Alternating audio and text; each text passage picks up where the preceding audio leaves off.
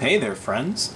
I'm bringing you another Halo 4 Forge map that I made. This is one of the last few maps that I actually made for Halo 4's Forge that I actually completed. This one, unfortunately, has never been play-tested, so kind of sad. And I think it's kind of missed its window of opportunity. But I could be wrong in the future, who knows. Anyhow, it's only got one game type currently, which is Capture the Flag. Sure, Slayer would work. Team-based Slayer, red versus blue, you know, the whole standard thing. The map's name is Proelium, which, if I'm saying that correctly, according to Google, in Latin it means war. I couldn't think of a better name, and anyway, it sounds a lot like petroleum or, you know, jelly, lubrication, I don't know. Anyhow, let's just jump in. I was inspired by Titanfall, and I wanted to kind of make something that sort of emulated that style, that kind of gave you that feeling. You know, having played the tiniest little bit of Titanfall on the 360. So I don't know how successful I actually was, but, you know, here it is. So you've got your vehicle pad here for your Mantis, which has to charge. I want to say it's like a 60-second charge. And then you've got your shields here. If you're blue team, you can walk through it. If you're red team, you have to break it down. You know, pretty self-explanatory. You've got a lot of DMR, BMR type weapons and the sticky grenade. And you got a couple of big cannons attached to your kill count drop loadout thing, whatever it is. Anyhow, I kind of stretched out everything to the max here in terms of the budget because I was trying to make something so big. Don't really know how successful I was, but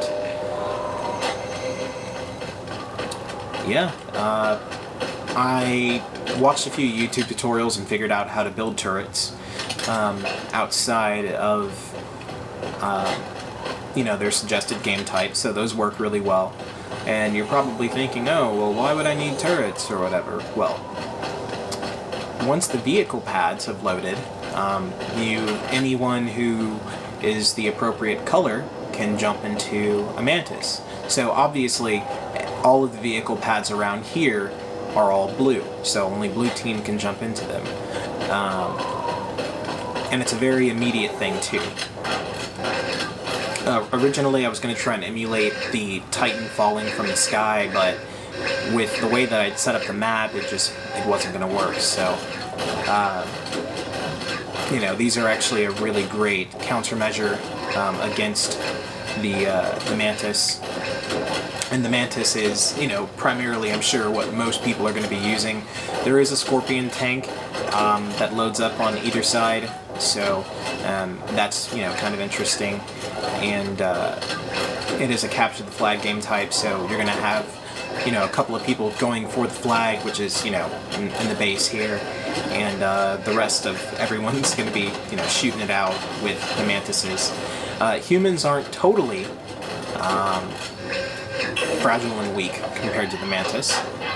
I don't know if this will work. This is something that I've been trying to make work since I first realized that you could use gravity trait zones this way, but humans, if they jump in the air, they can use their thruster pack and they can boost around the level. It's not unlimited.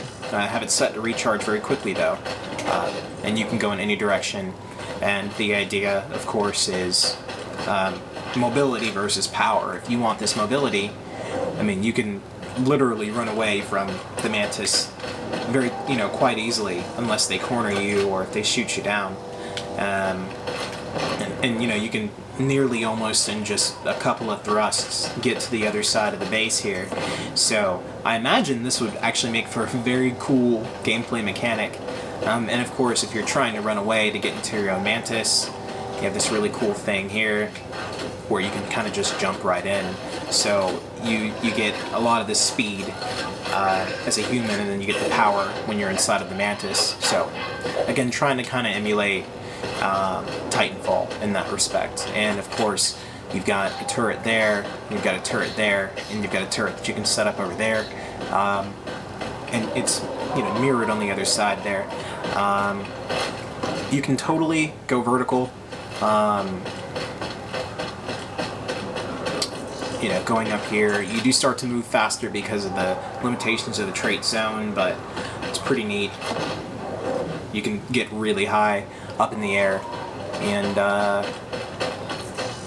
the last thing, I guess, to show is that when you're standing near a tree, and you're completely invisible, so kind of everything stops and gives you a moment to think and plan if you're unable to get to a mantis, or if your health is running low. I suppose let me show you the top of the base as well. So up top here gives you a really great vantage point. There's a binary rifle here. I think there's a sniper rifle on the red base, but so this is really cool. Yeah, makes you a sniper. And then of course you've got the turret, which kind of transitions everything to this third-person craziness, which I always like doing in Halo. And there is this here. You've got a railgun, which is really effective against the mantis. So yeah, that's pretty much it, guys. Again, don't really know how this would play with other people, if it would work and if the balancing would need to be retweaked, but this is it. So thanks for watching, and I hope you're enjoying these videos.